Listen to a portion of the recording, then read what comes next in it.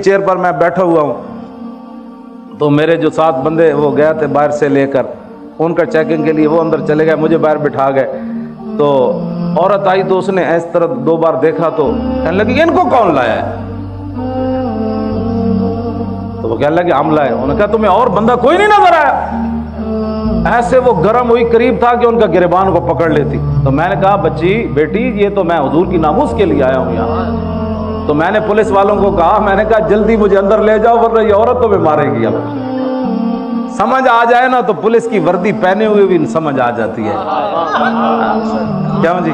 مجھ سے ایک لفظ بھی نہ پڑھا ہو تو پھر بھی سمجھ آ جاتی ہے، اور سمجھ نہ آئے تو دورہ حدیث تک پڑھنے کے بعد بھی استاد سمجھ نہیں آتی۔ یہ تو اپنی اپنی قسمت کی بات ہے نا جناب، ہمارے پاس تو کوئی تھرمامیٹر وہ اب اس عورت کا میں جب بھی میں دعا کرتا ہوں تو اس کے لیے میں ضرور کرتا ہوں کہ میں تو اس کو جانتا ہی نہیں تھا، لیکن وہ میری خاطر پولیس کی وردی پہن کر پولیس والوں سے الجھ پڑی کہ آپ کو بندہ ہی اور کوئی نہیں ملا، ان کو کیوں آپ کیوں لائے ہو، ان کو کیوں لائے ہو؟ میں نے کہا مجھے اندر بھیجو، یہ لڑکی تو میں مارے گی آپ۔ پولیس والے فوراً مجھے اندر لے گئے۔ تو سمجھ آنے میں تو 1 منٹ بھی بندہ آ جاتا ہے، ورنہ میری اتنی لمبی تقریریں کرنے کے بعد بھی بندہ کہے یہ لگے ہوئے سن بادشاہ۔ تو اچھا ہوا میں جیلوں میں گیا، گھسیٹا گیا۔ ان کو پتہ ہے کہ جب ظالم اپنے ظلم پر اتر آتا ہے نا، ظالم ظالم ہی ہوتا ہے۔ ہاں جی، وہ تاریخ طبری میں امام علی مقام کا خطبہ موجود ہے، آپ محرم میں وہ پورا پڑھ کے سنائیں کہ امام علی مقام کیوں آئے۔ تو جب آدمی ظلم پر آتا ہے نا تو امام علی مقام نے ان کو فرمایا جانتے ہو میں حسین ابن علی ہوں؟ تو جب ظلم پر اتر آتا ہے تو وہ کہنے لگے ہم تو آپ کو جانتے ہی نہیں ہیں، آپ کو ظالم تو ظالم ہی ہوتا ہے نا۔ وہ تو حسین کو بھی نہیں پہچانتا جن کی شکل و صورت بھی رسول اللہ جیسی تھی، نہیں کرتے۔ ہاں ظالم ظالم ہی ہوتے ہیں۔ تو وہ اچھا ہوا مجھے میرے ساتھ جیلوں میں ظلم ہوا، پھر میرے گھر برباد کیا، پھر گھر سے مجھے گھسیٹا، پھر اٹھا کر مجھے گاڑی میں پھینکا جیسے بوری پھینکی جاتی ہے۔ تو پھر یہ تو شکر کرے خدا کا، اگر یہ ہمارے ساتھ ظلم نہ ہوتے تو یہ تاریخ آگے کیسے بڑھتی؟ تو پھر اللہ تعالیٰ ان اللہ مع الصابرین نہیں ہے، ہم روئے نہیں نا۔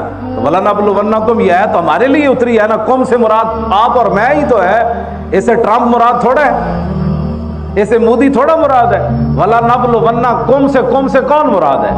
آپ اور میں۔ وَلَنَبْلُوَنَّكُمْ بِشَيْءٍ مِّنَ الْخَوْفِ وَالْجُوعِ وَنَقْصٍ مِّنَ الْأَمْوَالِ وَالْأَنفُسِ وَالثَّمَرَاتِ، ان ساری چیزوں کی آزمائش آپ سے بھی ہونی ہے اور مجھ سے بھی ہونی ہے۔ جب یہ آزمائش ہو جائے گی تو پھر آگے کیا ہوگا؟ وَبَشِّرِ الصَّابِرِينَ الَّذِينَ إِذَا أَصَابَتْهُمْ مُصِيبَةٌ قَالُوا إِنَّا لِلَّهِ وَإِنَّا إِلَيْهِ راجعون۔ وہ مجھے میں نے نا جتنا بھی انہوں نے مجھے گھسیٹا، پھر وہ آگے پھینکا، وہ میرے سر سے پگڑی بھی اتر گئی، تو میں نے وہ اپنی گود میں رکھ لی، ٹوپی میں نے سر میں پہن لی، تو وہ پھر بھی میں ہنس رہا تھا، تو وہ پولیس والے کہنے لگے آپ ہمارے ساتھ مذاق کرتے ہیں؟ تو میں نے کہا آپ کا میرا مذاق بنتا نہیں ہے۔ کہنے لگا پھر آپ ہنستے کیوں ہیں؟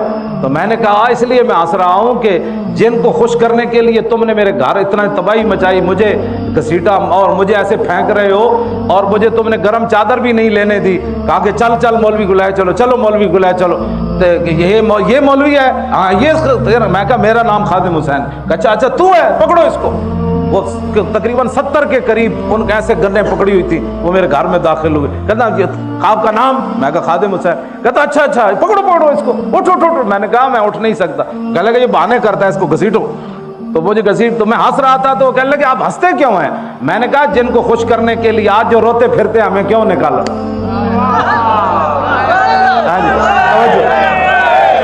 توجہ۔ میں تو نہیں رویا، مجھے کیوں گھسیٹا؟ کیوں نہیں؟ میں واقعی نہیں رویا، مجھے کیوں گھسیٹا؟ اس لیے میں نے ان کو کہا کہ جن کو خوش کرنے کے لیے تم نے یہ ظلم کیا ہے نا، وہ تمہیں دیکھ نہیں رہے، وہ تو اپنے گھروں میں سوئے ہوئے ہیں، لیکن جن کی خاطر میں گھسیٹا گیا وہ مجھے دیکھ رہے ہیں۔